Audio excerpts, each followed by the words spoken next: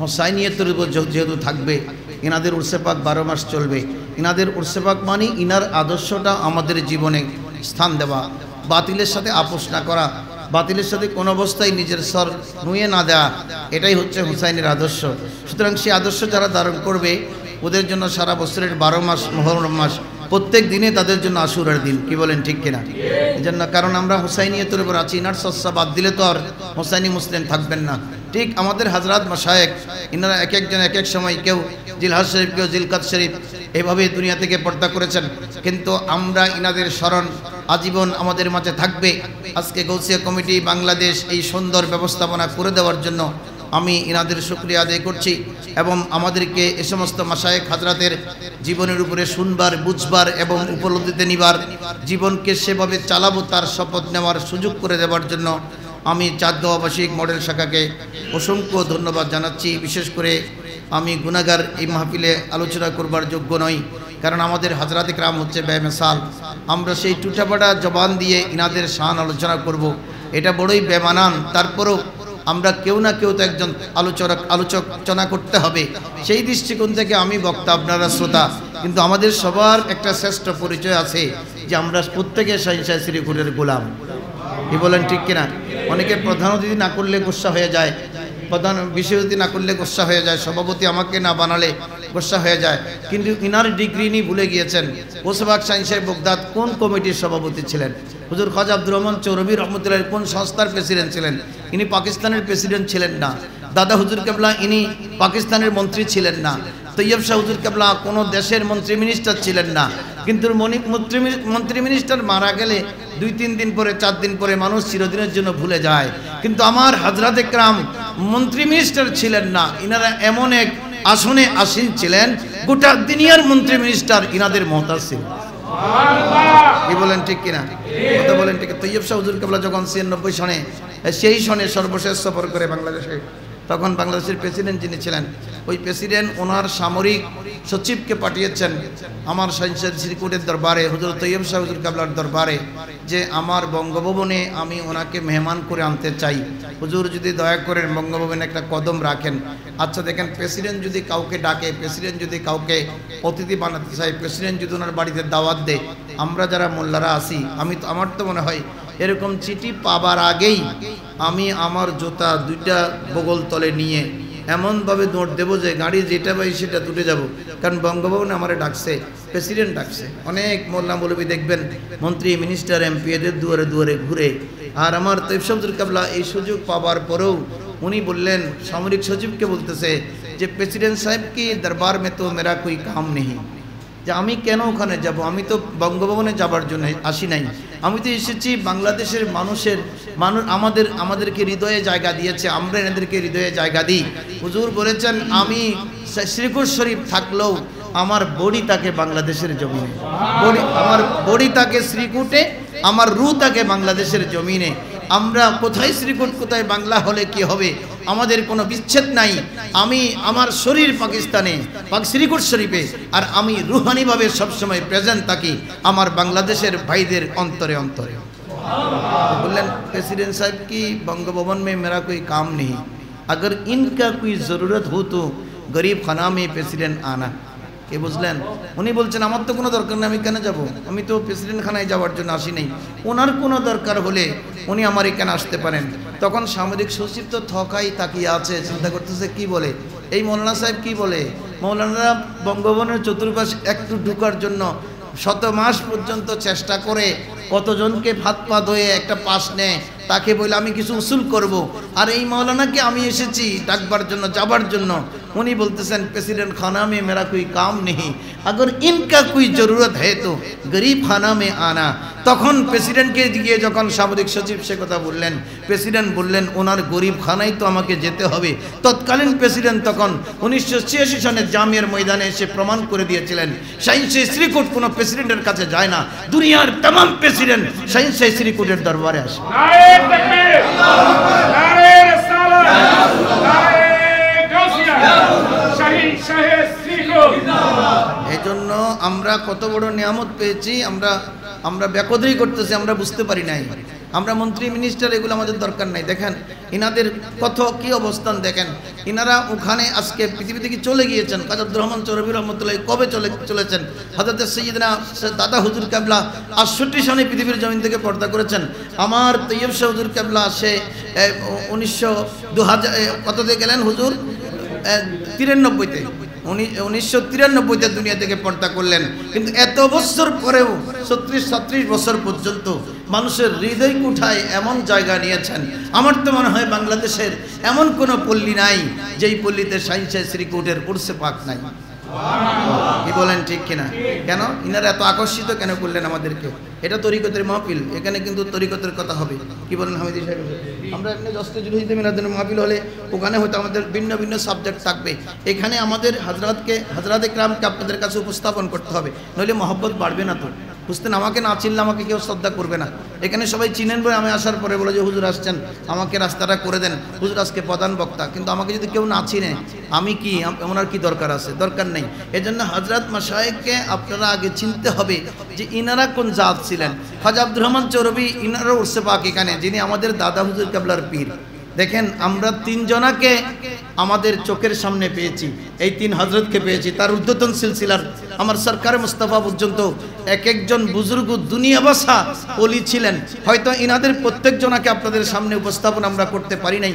আসলে আমাদের দরকার ছিল আমার সরকারে মুস্তাফা থেকে মওজুদা হুজুর পর্যন্ত তামাম হযরতের জীবনী সংক্ষিপ্ত আকারে হলেও ভাইদের কাছে উপস্থাপন করা, যে আমরা কিভাবে ফয়েজ আসতেছে আমাদের সিলসিলাতুজ যাহাব, এই স্বর্ণের চেইন এটা মদিনা পর্যন্ত কিভাবে পৌঁছেছে, এটা যদি আমরা উপস্থাপন করতে পারতাম, শিক্ষিত সমাজ আরো বেশি আমাদের দিকে ধাবিত হতো এবং তারা বুঝতে পারত যে এই সিলসিলা কোনো অর্ডিনারি সিলসিলা না, এই সিলসিলার সাথে ডাইরেক্ট যোগাযোগ হচ্ছে মদিনার কামলিওয়ালা নবীর সাথে।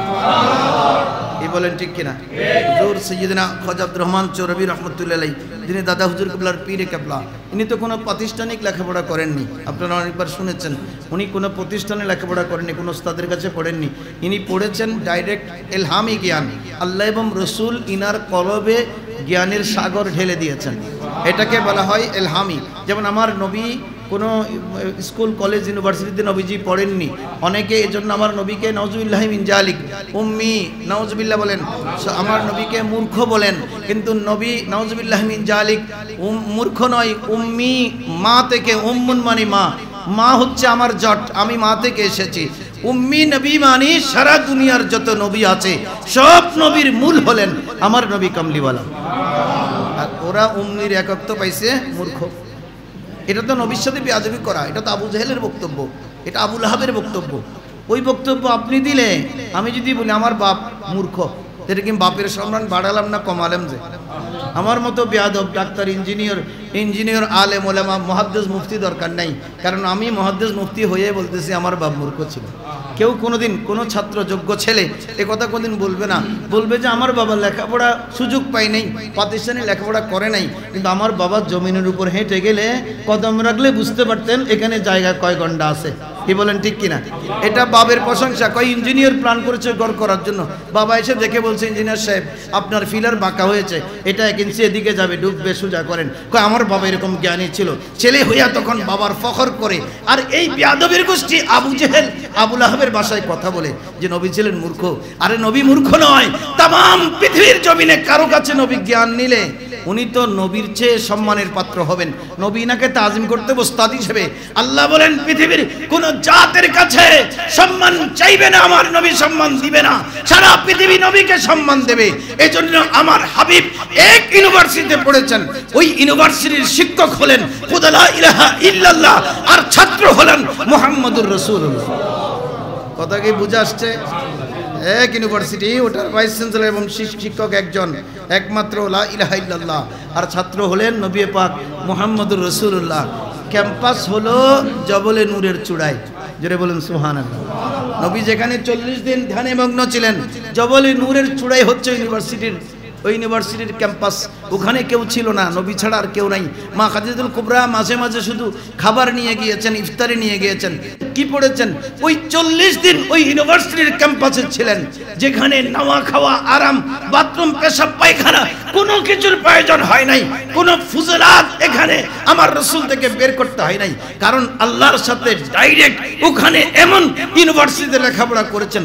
মা কানা ওয়া মা ইয়াকুন, পৃথিবীর জমিনে যা হয়েছে এবং যা হবে সবকিছুর জ্ঞান আমার নবীর কলবে আল্লাহ ঢেলে দিয়েছে। এটা হচ্ছে আমাদের আকীদা। কি বলেন ঠিক কিনা? এটা আমাদের কি আকীদা, এটাই আমাদের বিশ্বাস। এটা এই বিশ্বাসের কারণেই আমরা সুন্নি, আমরা আহলে সুন্নাহ ওয়াল জামাতের অধিকারী। কি বলেন ঠিক কিনা? এটা আমাদের গৌরবের। আমরা বুঝতে পেরেছি যে আমার নবী পাক হচ্ছে মা কানা ওয়া মা ইয়াকুন, যা হয়েছে যা হবে সমস্ত জ্ঞানের মহান আধার হলেন আমার নবী মুস্তাফা। কি বলেন ঠিক কিনা? আসেন, ঠিক এক্স্যাক্টলি হযরতে খাজা আব্দুর রহমান চৌরবি রাহমাতুল্লাহি আলাইহি, খুব মনে রাখবেন, আল্লাহ যদি কারো কলবে, কোনো নবীদের কলবে যদি জ্ঞান দেয়, এটা ইনি নবী, এটা ওনার জন্য মুজিজা, এটা করম নামাজি। কিন্তু নবীর পথ যখন, এটা ওহী, এটা কি বলে? ওহী। নবীর কাছে যখন এলেম আসবে ওটা হবে আল্লাহর পক্ষ থেকে ওহী। ওহী এটা অন্তরক্রমে, এখানে মুহাদ্দিস সাহেব আছেন, আমাদের হামিদি সাহেব আছেন, অন্তঃকরণে ঢেলেও দিতে পারেন, এটা জিবরাইলকেও পাঠাতে পারেন, এটা ঘণ্টার ধ্বনির মতো পাঠাতে পারেন। বিভিন্ন প্রক্রিয়া, এটা বুখারী শরীফে বদল হইতে আসছে, এখানে বিভিন্ন ধরনের পাঠাবে।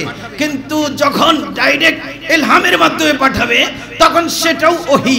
আর কোন বান্দার কলবে যখন ইলহামের মতো জ্ঞান আসবে আল্লাহর পক্ষ থেকে, সে ঐশী জ্ঞান আসবে, তখন সেই জ্ঞানকে বলা হয় ইলহাম।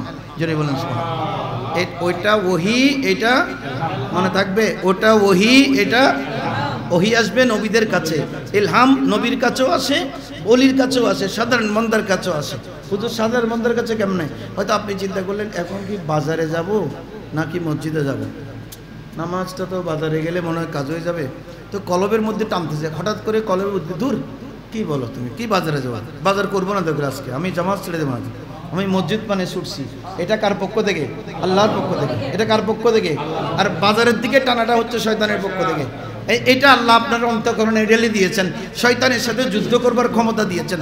খুব আরাম লাগতেছে, 4টা বাজে ঘুমাচ্ছিলাম, বিছানার মধ্যে বড় আরামের মধ্যে আছি। কখন আসছেন? আচ্ছা আসুন। জি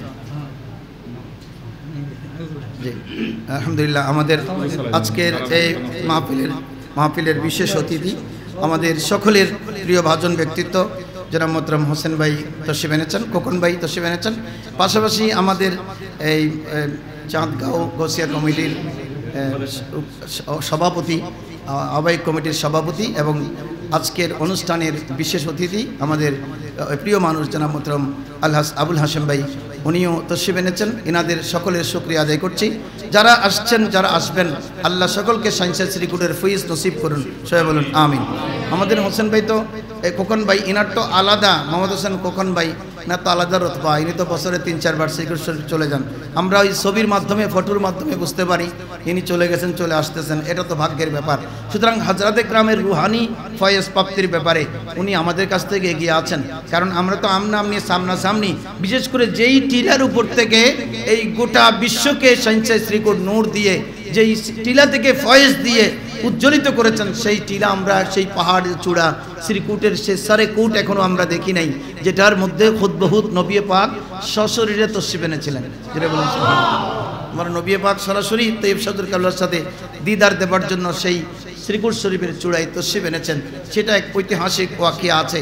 আমি হয়তো সময় পেলে আলোচনা করব না, সেদিকে যাব না।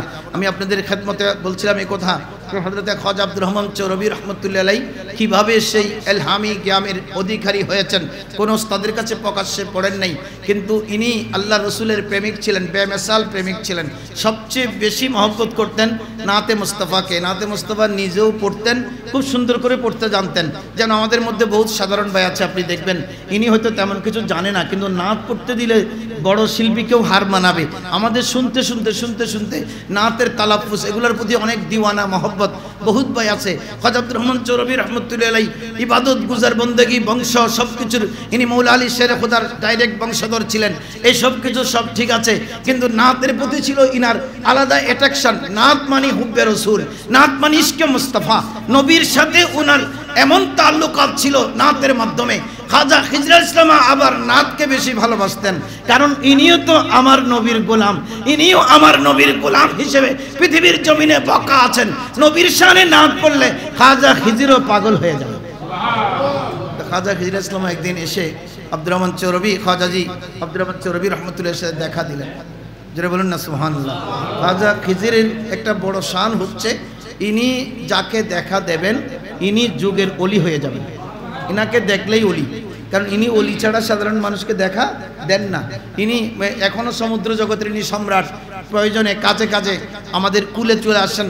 খিদ্রি বলা হয় কি, উনি ওনার নাম খিদ্রি না, ইনি এই যখন কোনো কানে পা রাখেন তখন যেই এলাকায় উনি কদম রাখেন সেই এলাকা সুজলা সুফলা হয়ে যায়। এজন্য খিদ্রুন মানে সবুজ, ইনাকে ওনার নাম এজন্য খাজা হিজর হয়ে গেছে। ইনি খাজাজি আব্দুর রহমান চৌরবি রহমতুল্লাহ এসে বললেন যে আমি বাবা পরিচয় দিলেন।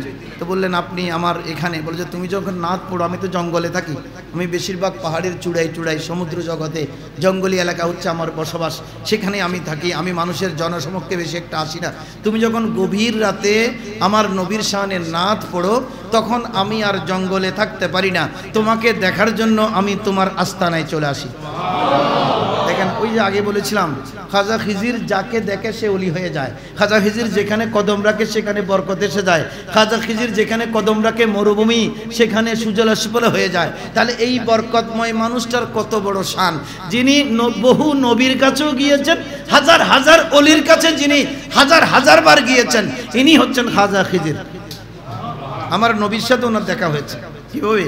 যে উনি আল্লাহর কাছ থেকে হায়াতে খিজরি নিয়েছেন। আমরা বলি না দোয়া করলে ভাই ওনাকে আপনি হায়াতে খিজরি দান করুন, যেমন আমাদের মাশায়েখ হাজরাতের জন্য দোয়া করলে আমরা বলি হায়াতে খিজরি দান করুন। হায়াতে খিজরি মানে ইনি এখন মরবে না, ইনি আজরাইলের পরে মরবে। আজরাইল সবার জান কবজ করার পরে তখন আল্লাহর কাছে গিয়ে বলবে আল্লাহ সবার জান কবজ করা হয়ে গেছে, একজন রয়ে গেছে। কয় উনি কে? বলে খাজা খিজির। তোমার দরকার নাই, তুমি চলে আসো, তোমারও জান আমি কবজ করতেছি আমার ইশারায়, আর খাজা খিজিরের জানও কবজ হবে আল্লাহর কুদরতি ইশারায়। আজরাইলের পরে মরবে যে উনি খাজা খিজির, কারণ আল্লাহর কাছে হায়াতে আবদি চেয়েছিলেন। দুনিয়ার জমিনে খাজা খিজির আজরাইলের জানো আল্লাহ কবজ করবে, আজরাইলের মৌত নেই। বহুত মানুষ বলে যে ভাই ইতে কেন আজরাইল আল্লাহ ইতের মৌত তো নেই, বেশি গুন্ডামি করলি এলাকাত বেশি মানুষজনের মারলি ইন বদোয়ারি, এগুলো কি বদোয়া। তখন মানুষ বলে যে ইতে কেন আজরাইল আল্লাহ ইতের মৌত নেই, আজরাইলেরও মৌত আছে ইতের মৌত নেই। মানে আজরাইলের মৌত আছে মানে কি আজরাইলও মৃত্যুবরণ করবে। আজরাইল সবাইকে মারার পরে তখন আল্লাহর কুদরতি ইশারায় আজরাইল মরবে, আজরাইলেরও পরে মরবে খাজা খিজির। খাজা খিজিরও হজরতের আল্লাহ তাবারক ওয়া তাআলার কুদরতি ইশারায় ইন্তেকাল করবে। জোরে বলুন সুবহানাল্লাহ। এই উনি আসতেছেন যে আমাদের চৌর হুজুরের দরবারে, জোরে বলুন না সুবহানাল্লাহ। দেখছেন কোন দরবারে? তখন বলছিলাম প্রেসিডেন্ট রাজা বাদশাহ। আরে প্রেসিডেন্ট রাজা বাদশাহ না, যিনি হাজার হাজার নবীদের সাথে যার মোলাকাত হয়েছে, হাজার হাজার অলিদের সাথে যার মোলাকাত হয়েছে, ইনি হচ্ছেন খাজা খিজির। ইনি আসতেছেন আমার খাজা আব্দুর রহমান চৌরবির দরবারে। এই জন্য ওনাকে খাজা আব্দুর রহমান চৌরবি আলব্বি খিজরি বলা হয়। অনেকে খিজরি কেন বলে বুঝতে পারবেন না, কিরে ওনার নামের লকব পিছনে এত লম্বা কেন? নামের লকব আমরা দিদি আল কাদেরি, আমরা তারপরে আল চিশতি, আল মুজাদ্দিদি, আল ভান্ডারি, এগুলো হচ্ছে আমাদের লকব। আর ওনার লকব হচ্ছে আলব্বি খিজরি। আগে একটা আছে, এটা হলো খাজাগান। খাজা সমস্ত খাজাদের বড় খাজা, দাতাদের বড় দাতা, সাহায্যকারীদের বড় সাহায্যকারী। আর নামের পরে বলতেছে আলব্বি, অর্থাৎ ইনি মৌলা আলী শেরে খোদার বংশধর। আরেকটা হলেন ইনি খিজরি ফয়েজপ্রাপ্ত মহান অলি। খিজরি ফয়েজপ্রাপ্ত মহান অলি মানে খিজরুল ইসলামে এক নিমিষে পৃথিবীর যে কোনো প্রান্তে যেতে পারবে। সমুদ্র জগতে সমুদ্রের তলদেশে কোনো সমস্যা হয়েছে, জাহাজ যে চলতেছে আমরা মনে করতেছি জাহাজগুলো কাপ্তানের বাহাদুরি। কিসের কাপ্তানের বাহাদুরি? কাপ্তান জাহাজের মাঝখানে কাপ্তান, কারো ছেলে মেয়ে যদি জাহাজের কাপ্তান থাকে তাকে জিজ্ঞেস করবেন যে বাবা তোমরা যখন সমুদ্রের ঢেউ তরঙ্গ বাড়ে তখন তোমরা কি অবস্থা হয় তোমাদের? ওনাদের বমি হইতে থাকে, কাপ্তান পর্যন্ত বমি করে যখন এভাবে দুলতে থাকে জাহাজ ঢেউ, তখন জীবন বাজি রেখে সব কিছু ছেড়ে দেয়। আল্লাহ কি অবস্থা হবে জানি না, সিগন্যাল বাতি উড়িয়ে দেয়, পাশের জাহাজগুলো যেন দেখে ডুবলে যেন আসি উদ্ধার করে। কিন্তু আসলে এই কারিশমা কেউ চালায় না, এটা চালাবার জন্য আল্লাহ একজনকে দায়িত্ব দিয়েছেন, ওই জগতের মন্ত্রী হচ্ছে খাজা খিজির আল ইসলাম। এই জন্য দেখেন না, ওই যে আমাদের ছোট্ট ছোট্ট ডিঙ্গিগুলো যখন মাছ ধরতে যায় কর্ণফুলি থেকে, আমাদের ওই ফিশারি ঘাট থেকে, তখন ওরা খাজা খিজিরের নাম নিয়ে যায় এবং বদর আওয়াজ করে বদরাউলিয়ার নাম নিয়ে যায়। কি জন্য? যে খাজা খিজিরের নাম নিয়ে সমুদ্র জগতে যায় যে তুমি হলা সমুদ্র জগতের সম্রাট, আমরা তোমার অঞ্চলে যাচ্ছি, তুমি আমাদের দয়া করিও, সহি সালামতে মাছ নিয়ে যেন কুলে আসতে পারি, আমার বউ বেটি এবং দেশের মানুষের রিজিকের ব্যবস্থা হয়ে যায়। এই খাজা খিজির এসে বললেন যে আপনি যে নাত পড়েন, আপনার নাতের সেই কণ্ঠের কলি আমার কানে যাবার পরে আমি আর জঙ্গলি জগতে থাকতে পারি না, আমি আপনাকে দেখার জন্য চলে আসি। আপনি আমার সাথে একটা কমিটমেন্ট করেন, এখন থেকে আমি কিছু দেব, আপনি কিছু দেবেন, আমরা দুজনের মধ্যে একটা বন্ধুত্ব হবে, বোঝাপড়া হবে। বললেন হুজুর কি দেবেন, কি নেবেন? বলে যে আমি প্রত্যেকদিন রাতে একবার আসবো, আপনি এখন থেকে প্রত্যেকদিন আমারে নাচ শোনাবেন, আর আমি প্রত্যেকদিন আমাকে আল্লাহ এবং রসুলের ইলমে দ্বীন শিখাবো। কার কাছ থেকে শিখতেছে? আমি তো সব জানি, আমার কাছে তো এলেম ভরা, আমি আপনাকে শিখাবো, আপনি আমার শুধু নাচ শোনাবেন। যদি বলুন না সুবহানাল্লাহ। অনেকে বলে যে উনি তো কোনো মাদ্রাসায় পড়ে নেই, সনদ কি? সনদ থাকলে কি হবে? সনদ তো আমার কাছে এক বস্তা আছে, আমার হামিদি সাহেবের কাছে 2 বস্তা আছে সনদ। সনদ দিয়ে কী হবে? আমি সনদ এগুলো আমি বগল দাবা করে এলাম, কিছু জানি ইসলামে, তো বলবে যে জাল বানাইছে বোধহয় সব বন্ড কোথাকার, প্রত্যেকে কিনে নিয়ে আসছে সনদ, এগুলো সব সনদ লাগবে না, আপনার ভিতরে লাগবে যে মহান ওলি আল্লাহদের মহব্বত এবং দ্বীন ইসলামের কোনো কিছু আপনার কাছে আছে কিনা। কোন ইউনিভার্সিটিতে পড়তে হয় নাই, খাজা খিজিরের এক ইউনিভার্সিটিতে পড়ে এমন ইলমে লাদুনির এমন প্রস্তাবন জারি করেছেন, কিয়ামত পর্যন্ত যদি খাজা খিজির থেকে এই তরিকতের বাইরে নিয়ামত নেয়, নিয়ামত থেকে কোনোদিন বঞ্চিত হবে না। খাজা খিজির হচ্ছে ইলমে মদিনা ওয়ালার ইলমের এমন প্রস্তাবন, ইলমে লাদুনির মাধ্যমে সেই ধারা চৌহার শরীফ থেকে জারি হয়েছে, শাইনশাহ শ্রীকুটের মাধ্যমে, তৈয়ব শাহ হুজুর কাবলার মাধ্যমে বাংলাদেশের প্রতিটি তরিকতের ভাইয়ের কলবে কলবে জারি হয়ে গেছে।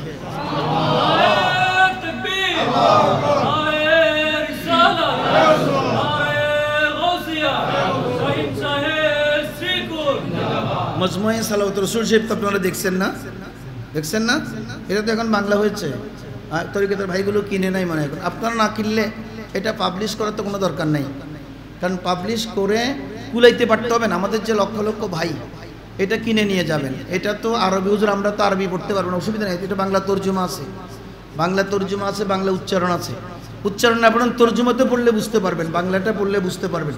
এটা এখন প্রায় শেষের দিকে, 20 ভলিউমেরও বেশি হয়ে গেছে মনে হয়, আমার যদ্দূর মনে হয় 19 হয়ে গেছে।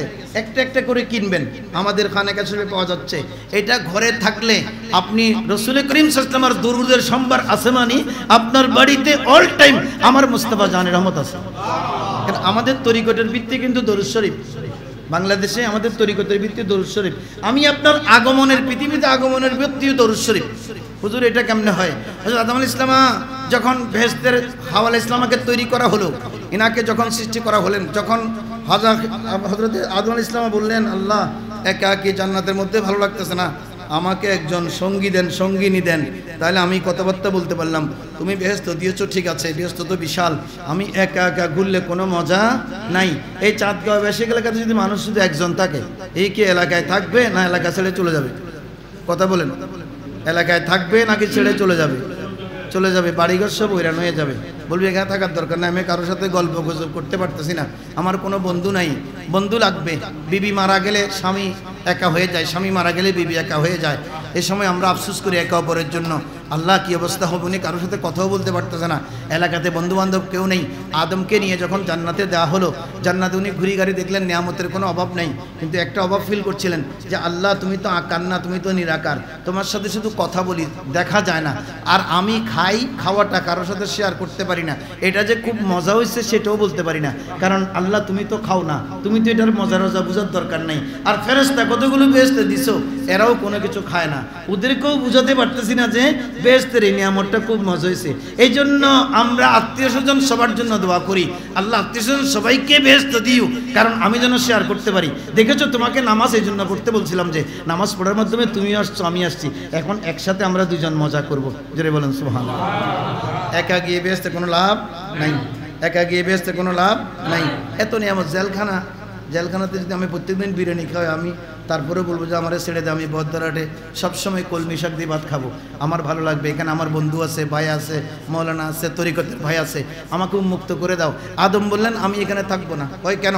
তুমি এখানে আইনেছি এত নিয়ামতের জন্য, তোমাকে বলে যে আমাকে একজন সঙ্গিনী দিতে হবে, বন্ধু দিতে হবে। তো বান্ধবী দিলেন, পাঁচরের হাট থেকে ওনার বিবি হাওয়াকে বানাইয়া দিলেন। হাওয়াকে যখন বানালেন তখন উনি হাওয়ার সৌন্দর্য দেখে বিমোহিত হলেন, আদম ওনার দিকে হাত বাড়াতে চাইলেন।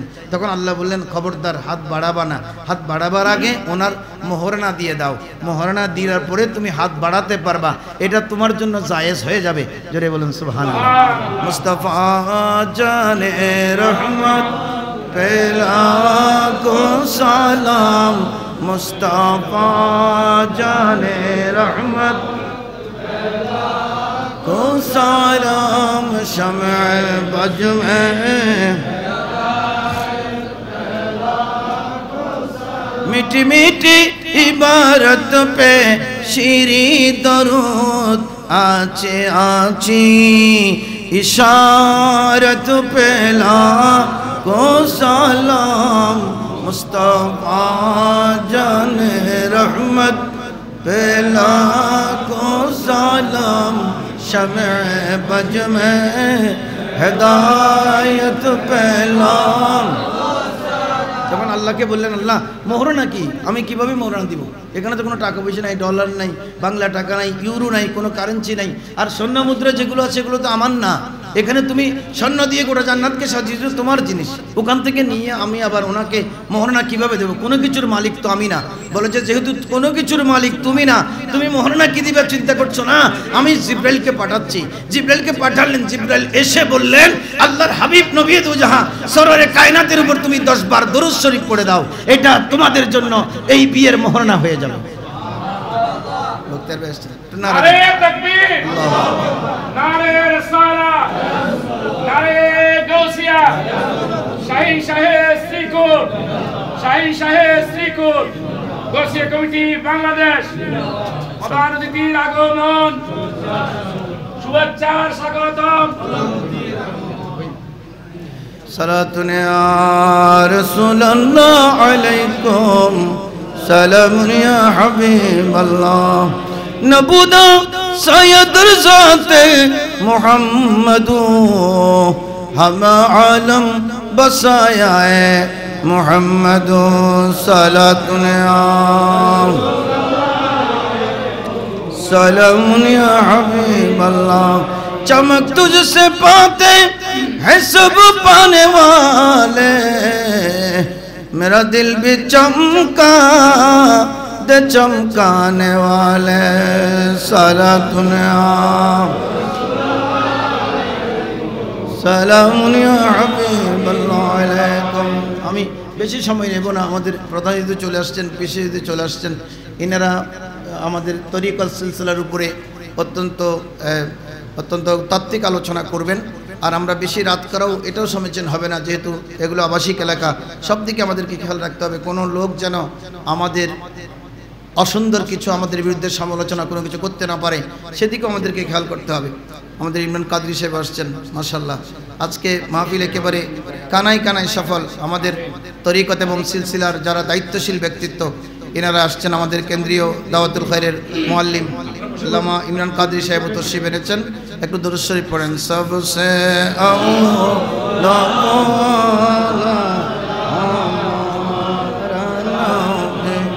सबसे बाला हमारा नबी, मुल्के कौनैनों में अंबिया ताजदार, ताजदारों का आका हमारा नबी, सबसे औला हमारा सबसे बाला वाला हमारा नबी। বনি আদমের সিলসিলা পৃথিবীর জমিনে জারি হচ্ছে বৈধভাবে। যদি সেদিন আদম আলাইহিস সালাম ওনার মোহরানা না দিতেন বিবিকে, তাহলে ইনার মাধ্যমে যে সন্তানগুলো পৃথিবীতে আসছে এগুলোর বৈধতা থাকতো না। ওনাদের বৈধতা না থাকা মানে আমাদের বৈধতা না থাকা। এজন্য বিয়ের জন্য এক নম্বর একটি মাত্র রোকন, সেটা হচ্ছে বিয়ের মোহরানা মাস্ট বি আপনাকে আদায় করতে হবে, নির্ধারণ করতে হবে। শরীয়ত যেভাবে বলেছেন সেভাবে দিতে হবে। কিন্তু দেখা গেল ওখানে মোহরানা দিতে গিয়ে আদমকে বললেন তুমি 10 বার দরুদ শরীফ পড়ে দাও। বললেন দরুদ শরীফ কি এটা তো আমি জানি না।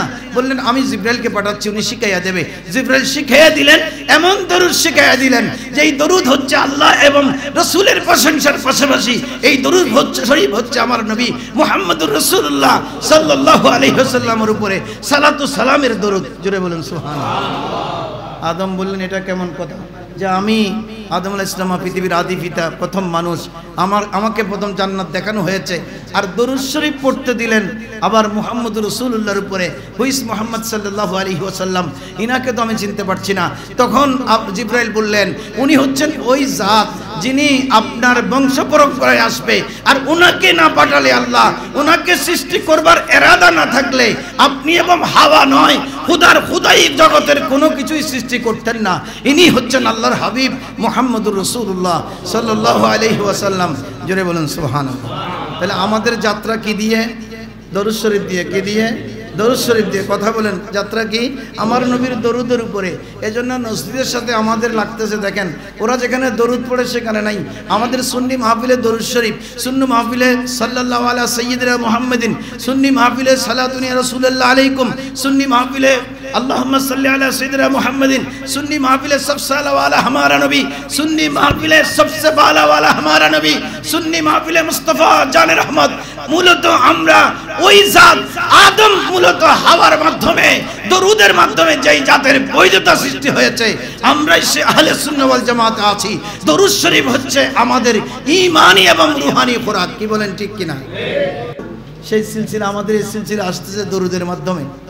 বাংলাদেশে যখন দাদা হুজুর কেবলা চট্টগ্রামে আসলেন, আপনারা এগুলো বই পুস্তকে পড়েছেন, আমি শুধু স্মরণ করিয়ে দিচ্ছি যে দাদা হুজুর কেবলা আসলেন তখন বাঁশখালীর শেখের কেলে যখন মাহফিলে গেলেন, আল্লামা ইসাক রহমতুল্লাহ আলাই ইনি হযরতকে ওনার বাড়িতে মাহফিলে নিয়ে গেলেন।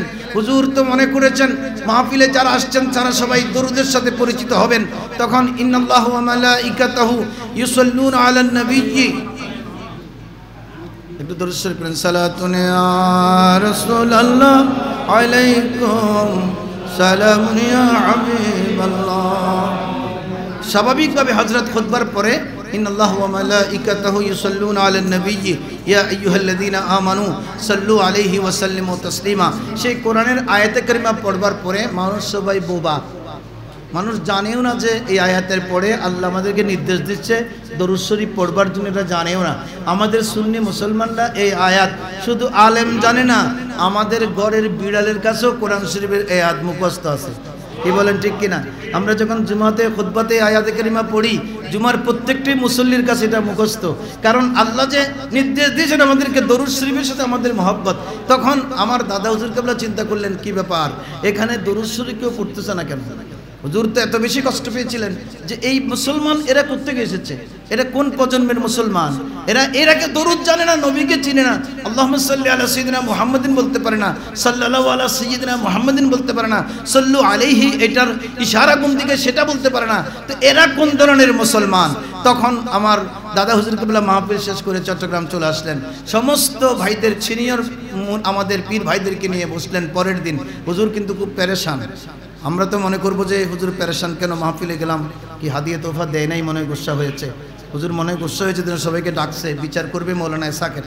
তুমি আমাকে দাওয়াত দিয়ে নিয়ে বাঁশখালী বেইজ্জত করেছো, যেমন আমাকে বাঁশখালী দাওয়াত দিয়ে যদি আমার গাড়ি ভাড়াটাও না দেয়, পরের দিন তো সাহেবেদ ওদের সাথে বিশাল মারামারি হয়ে যাবে। এটা বিচার হবে, বড় বিচার বসবে যে আমাকে দাওয়াত দিয়ে সে বেইজ্জত করছে, আমার গাড়ি ভাড়াও দেয় নাই। তো আমার দাদা হুজুরুল্লাহর মিশন দেখেন, মাসলাকে আলা হযরত করে ব্যানা দিছে।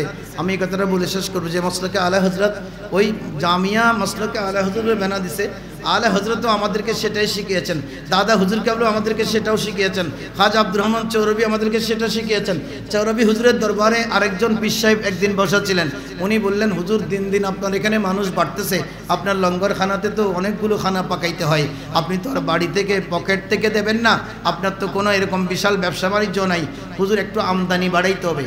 প্রত্যেক দরবারে দেখবেন রুম একটার দরজার মধ্যে লেখা আছে আমদানি খানা, আমদানি খানা। কিন্তু আমি পরে আবার ওই ক্যাম্পাসে ঘুরে ঘুরে বুঝতেছি রপ্তানি খানা নাই। কেন রপ্তানি খানা নাই, শুধু আমদানি খানা, আনো ঢালো আনো ঢালো আনো ঢালো। তো আমদানি খানা আছে, ওখানে আসতেছে। তো হুজুরকে পরামর্শ দিচ্ছে, হুজুর আমি একটা ওজিফা শিখিয়ে দেবো আপনাকে, ওজিফাটা বেশি করে পড়িয়েন, তাহলে প্রত্যেকদিন আমদানি বাড়বে, টাকা পয়সা আসবে, হাদিয়া তোফা আসবে, মুরগি আসবে, ডিম আসবে, আপনার এখানে গাছের ফল আসবে, আর তরিকতের মেহমানরা যারা আসবেন তাদেরকে আপনি খাওয়াইতে পারবেন। দাদা হুজুর কেবলা ওই পীরের বক্তব্য শুনে এত বেশি গুসা হয়ে গিয়েছিলেন যে আমি আপনার উপরে, আল্লাহর উপরে আপনার এক চুল পরিমাণ তাওয়াক্কুল আছে বলে তো মনে হচ্ছে না, আপনিও কিন্তু একজন পীর, আর আমি ওই পীর, আমি তো গদির হোসেন সাজ্জাদ হোসেন পীর নই, আমি তো গদির উপর বসে থাকার পীর নই, আমার কাছে 100% আল্লাহর উপরে তাওয়াক্কুল আছে, আমি ওজিফা পড়ে রিজিক বাড়াবো। অনেক সময় অনেক মানুষ আমাদের কাছে আসে, হুজুর ব্যবসা বাণিজ্য বন্ধ যাচ্ছে, একটা ওজিফা শিখে দেন। আরে সবচেয়ে বড় ওজিফা হচ্ছে ইমানদারের জন্য 5 ওয়াক্ত নামাজ, কি বলেন ঠিক কিনা? ওজিফা আছে, এগুলো দেওয়ার দরকার নেই। হুজুর তখন জিজ্ঞেস করতে হবে যে আপনি 5 ওয়াক্ত নামাজ পড়েন কিনা, আজকে ফজর পড়েছেন, মিথ্যা কথা বলবেন না। যদি বলে যে পড়ে নাই, তো আপনার তো রিজিকের দুয়ার এমনি বন্ধ হয়ে যাবে। হাদিসে পাকে বলেছেন যিনি ফজরের নামাজ কাজা করবে তার রিজিকের দুয়ার বন্ধ হয়ে যাবে, আস্তে আস্তে রিজিক কমে যাবে। এখানে বড় বড় ইন্ডাস্ট্রি দিয়ে লাভ হবে না। কালকে পত্রিকায় দেখলাম ইন্ডাস্ট্রি একটা বিক্রি হবে, 700 কোটি টাকা লোন আছে, 600 কোটি টাকা দিলেই বিক্রি করে দিবে। বিক্রি করে পালাচ্ছে যে কি জন্য? ওই ভাটা পড়ছে ব্যবসাতে। কি জন্য ভাটা? দেখা যাবে উনি শুধু লোনের তালে আছে, উনি ব্যাংক মারিয়ে দেওয়ার তালে আছে, ফজরের নামাজের তালে নাই। আর ফজরের নামাজ ওয়াক্ত মতো পড়ে বের হবেন, মানুষকে ঠকাবেন না, সে এরাদা করে আপনার ইন্ডাস্ট্রিতে ঢুকবেন। ইন্ডাস্ট্রিতে কিয়ামত পর্যন্ত কোনোদিন লাল বাতি জ্বলবে না, এটা কিয়ামত পর্যন্ত ওখান থেকে বরকত বের হবে। দাদা হুজুর কেবলা বলেন, আপনি আমারে সৌরি হুজুর কেবলা বললেন আপনি আমার ওজিফা শিখিয়ে দিতে আসছেন আমদানি বাড়ার জন্য। আমি তো এখানে ব্যবসা করি নাই, আমাদের তরিকত কিন্তু ব্যবসা না, মনে রাখবেন এটা। কেউ ব্যবসা বানালেও ভুল করবে, উনি হযরতে কেরামের কোনো রুহানি তাওয়াজ্জু পাবে না, কারণ মূল ধারা থেকে উনি ছুটে গেছে। এখানে ব্যবসার বিষয় না, এখানে হচ্ছে আপনি আল্লাহর সাথে ব্যবসা করবেন, রসুলের সাথে ব্যবসা করবেন, আল্লাহ এবং রসুলের পথে মতে আপনি খরচা করবেন, খেদমত করবেন, আল্লাহ এবং রসুল আপনাকে জান্নাত থেকে, খাজানা থেকে নিয়ামত দেবে। আপনার সাথে হাল ইয়াদুল্লুকুম তিজারা তুনজিকুম মিন আযাবিন আলিম। আল্লাহ যে বলেছেন তোমাদেরকে এমন একটা ব্যবসা শিখাই দেব যেটা জাহান্নামের আগুন থেকে তোমাদেরকে বাঁচাবে। আর এই তরিকতে আসবার পরে আপনি আল্লাহ এবং রসুলের সাথে ব্যবসা করবেন, ওই ব্যবসা আপনাকে জান্নাতে নিয়ে যাবে। সুতরাং এখানে আপনি আমদানি খানা রপ্তানি খানা এগুলো মাথায় রাখলে চলবে না। যা এসেছে তা আমাদের এখানে, যা এসেছেন সবাই ভাগ করে খাবো। এই জন্য দাদা হুজুর কেবলা এসে জামিয়া বানাবার জন্য মিটিং ডাকলেন। ওই মিটিংয়েই সিদ্ধান্ত হলো জামিয়া দেবেন। কেন? যে দরুদ শরীফ পড়তে জানে না। কেন? হুজুর কিন্তু নামাজ পড়তে জানে না, এই জন্য জামিয়া বানাই নাই বেসিক্যালি। কারণ নামাজ তো ওহাবিরাও পড়ে কি না? ওরা পড়ে না, দরুদ শরীফ নামাজ পড়ে, কিন্তু সিরিয়াস নামাজ। আমাদের কি নামাজ, ওদের নামাজ মারাত্মক। সবার কপাল দেখলেই বুঝে যাবেন আপনি ওরা কত বড় নামাজি, এটা বুঝতে আর দেরি হবে না। অনেক বড় নামাজি, কিন্তু নামাজ তো ওখানেও পড়া হয়, তাহলে আবার জামিয়ার দরকার কি? দারুল উলুম হাটহাজারী ওটা ঠিক আছে তো, ওটা তো নামাজ হয়, ওখানে মেসওয়াক হয়, ওখানে ঢিলাকুল হয়, ওখানে বুখারী পড়ানো হয়। আরেকটা মাদ্রাসা কেন দিতে হলো? হুজুর, দাদা হুজুর কেবলা বললেন ওখানে হয় বটে, কিন্তু ওখানে আমার নবীর দরুদ নাই, মানে ওখানে আল্লাহ এবং রসুলের রুহানি শক্তি নাই। আর এই রুহানি শক্তি না হলে ইসলাম টিকবে না। আমি ইসলামকে বাংলাদেশে টিকাবার জন্য দরুদ শরীফের উপরে জামিয়ার ভিত্তি দিচ্ছি এবং মাসলাক আলে হযরতের উপরে বুনিয়াদ দিচ্ছি। এই দরুদ শরীফ জামিয়া থেকে কিয়ামত পর্যন্ত উজালা হতে থাকবে।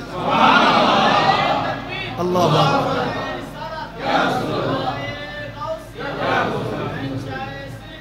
এজন্য সুন্নি আলিয়া, এজন্য জামিয়ার ভিত্তি দরুদ শরীফের উপরে। শেখের খিলে দরুদ শরীফ পড়লে জামিয়া দেখতাম না। ওহাবিরা যদি হুজুর চিনে গেছে এখানে ওহাবি আছে, ওহাবি থাকলে এখানে সুন্নি মাদ্রাসা লাগবে। যেমন হাটহাজারীতে আমাদের, ওদের পাশাপাশি যদি আমরা একটা বড় আঞ্জুমানের অধীনে একটা বড় মাদ্রাসা তারা করাতে পারতাম, ওরা আস্তে আস্তে জিমিয়ে পড়তো। আমাদের পড়ালেখা সব, এখন তো যেগুলো দুই একটা আছে ওখানে তো পড়ালেখা নাই। পড়ালেখা নাই মানে কিচ্ছু নাই। আমার উদ্দিয়া মাদ্রাসাও আছে না, এখন আবার কামিলও খুলছে, এগুলো অনলাইনে যাচ্ছে, সবিরোধী কথা আর কি। কী জন্য কামিল খুলছে? খুঁজে পাচ্ছি না। সেদিন অনেক চিন্তা করেছি, যেটাতে যেখানে ফাজিলে ছাত্র নেই এখানে কামেল কি জন্য? ওই ওহাবির প্রজনন কেন্দ্র করার জন্য। ওহাবি কানে পরীক্ষা দিয়ে প্রজনন কেন্দ্র করে সার্টিফিকেট তুলে দিয়ে আমাদেরকে গোল খাওয়ানোর জন্য, অন্য কোনো উদ্দেশ্য নেই। এখানে বক্তব্য আছেন, গভীর চিন্তা যারা করে ওরা বুঝবেন কি করতে যাচ্ছেন। অথচ সেখানে আমাদের একটা মাদ্রাসা যদি আমরা করতে পারতাম, তাদের মোকাবেলায় তারা একেবারে ম্লান হয়ে যেত। এখন তো একচেটিয়া তারাই আওয়াজ তুলতেছে, বাকিদের তো আওয়াজ নেই। এই জন্য আমাদেরকে চিন্তা করতে হবে মাদ্রাসা কিভাবে ধরে রাখা যায়, মাদ্রাসা কীভাবে করা যায়। হুজুর কেবলা, দাদা হুজুর কেবলা সবসময় বলেছেন জামিয়া সম্পর্কে যে কথাগুলো দাদা হুজুর কেবলা বলেছেন, এগুলো আমাদের সাজরাতে আছে। আপনারা ভালো করে সাজারার প্রতিটা পৃষ্ঠা পড়বেন। এটা তুলে দেওয়া হয়েছে একটা শর্ট, আমাদের ম্যানিফেস্টো দেওয়া হয়েছে, শর্ট ম্যানিফেস্টো। ওখানে দাদা হুজুর কেবলা জামিয়া সম্পর্কে কি বলেছেন এটা ভালো করে পড়বেন, তারপরে আমলে নেবেন। কেন? যে জামিয়া থেকে উনি বলেছেন জামিয়া থেকে আলেম তৈয়ার হবে, ও আলেম দিন কা খেদমত করে, ও আপ বায়ু কে লিয়ে সদকায়ে জারিয়া হোক। দেন আপনি 1 টাকা জামিয়ে দিয়েছেন, ওই 1 টাকা কি আমি পড়েছি, পড়ার পরে আমি বেরিয়ে 40 বছর ময়দানে খেদমত করেছি। এই খেদমত করার কারণে যদি আমি যা সওয়াব পাবো, ওই 1 টাকা দিয়ে যিনি আমাকে জামিয়াতে সাহায্য করেছিলেন ওনার কবরেও তার একটা হিচ্ছা চলে যাবে। হুজুর বলেছেন আপ জামিয়া কা খেদমত করে, জামিয়া আপকা খেদমত করেগা। জামিয়া আপকা খেদমত করেগা মানে কি?